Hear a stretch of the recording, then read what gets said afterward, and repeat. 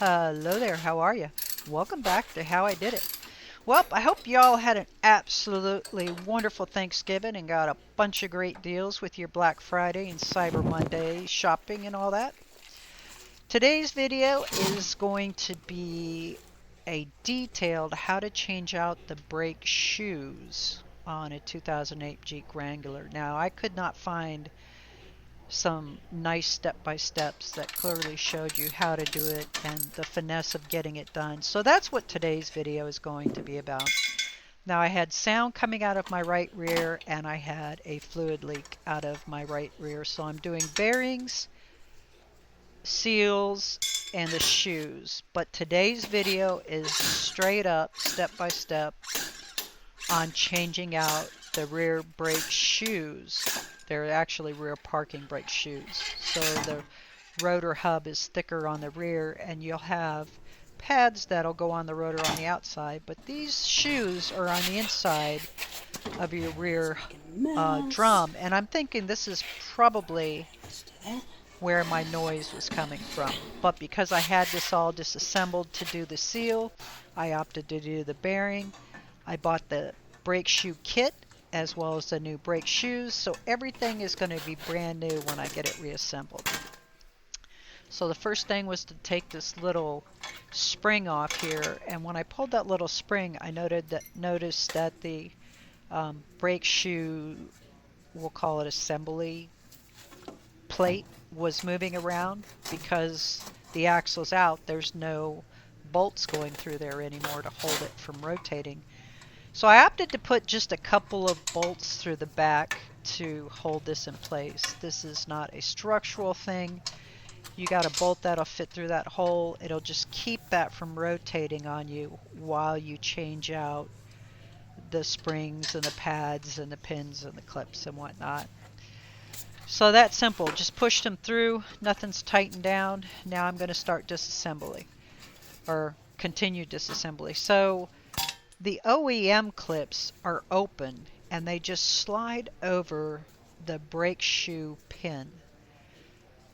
Too bad the new ones didn't come that way, because it would make reassembly that much easier. But once you have that pin out of the bottom, you can just take and push down. Keep a pretty good hold on it because there's some tension for sure.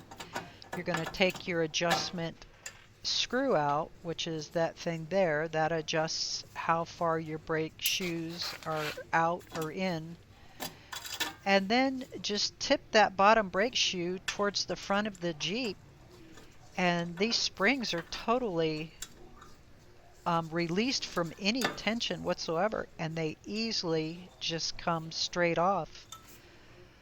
It really is this simple. But like I said, the hardest part out of this entire thing were these doggone clips and pins, and especially when you go back to reassemble it. Now I could have put the old parts back on there. All of them looked like they were in good enough shape.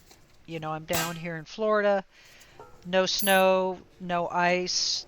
You know, I don't go mudding with my Jeep. I rarely go to the beach with the Jeep, so it's not like I have a bunch of salt rust or anything under the bottom. But because I had this thing apart, when I put it back together, I want it to be 100% new. So you'll notice the little white dots on there. That's the anti-squeal. Minimal amount of that on there so I wouldn't make a mess when I was reassembling this.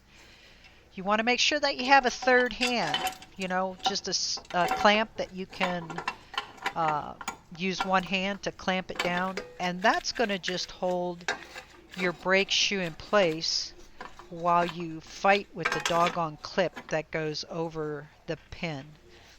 So the pin comes through the back, and this clip goes over the top of this pin, and this holds the brake shoe basically in place. And you'll see that pin is not open, so it doesn't just slide over it.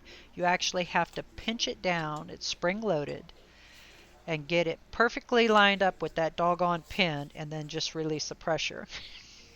Yeah, just wait until you get ready to do yours and you try it. Oh my goodness, this thing had me so frustrated. I finally got it, obviously, but out of the entire job, this was actually the hardest part out of it all.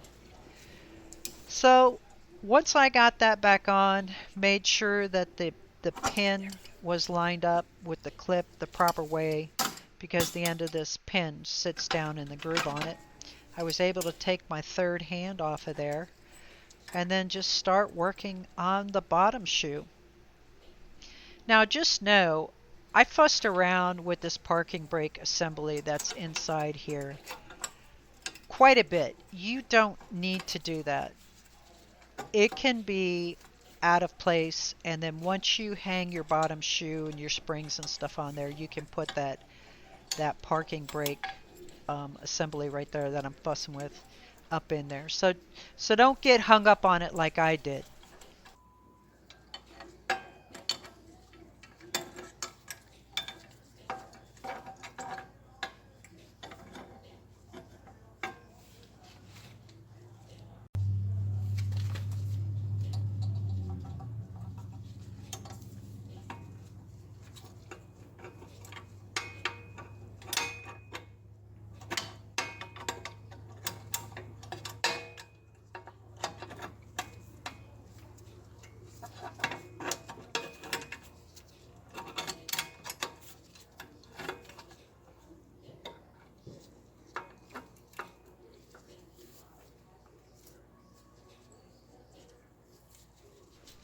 You get your little adjustment star, and I put my adjustment star to the same adjustment as the old one because my old shoes were the same meat on them as the new shoes.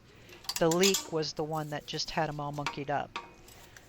So you just use a little bit of finesse, and that adjustment brake assembly thing there by my right hand, you pivot down the end of the bottom brake shoe, and then you put the adjustment star between the top brake shoe and the bottom brake shoe.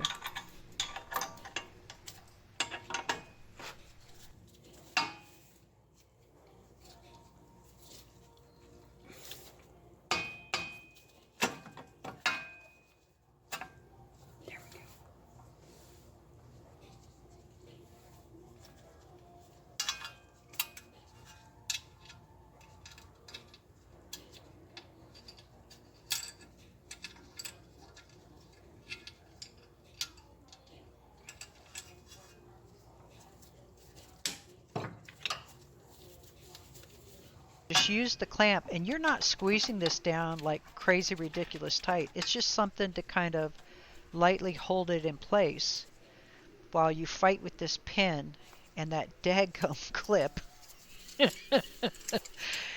And again, that is the hardest part of this entire assembly and even disassembly. You know, I was lucky when I took it apart. I had the original OEM, so those clips just slid off. But these ones that are kind of pinched on there under pressure, boy, they were definitely a challenge for me.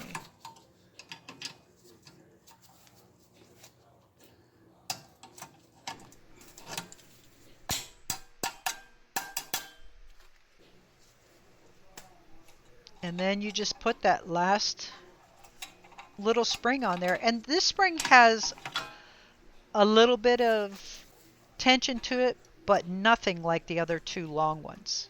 I mean, you can easily just grab a hold of that, extend it down, and hook it in. It was just that easy.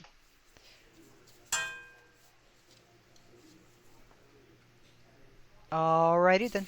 I want to thank you all for stopping by. Have an absolutely wonderful and blessed week. I'll see you next time. Take care.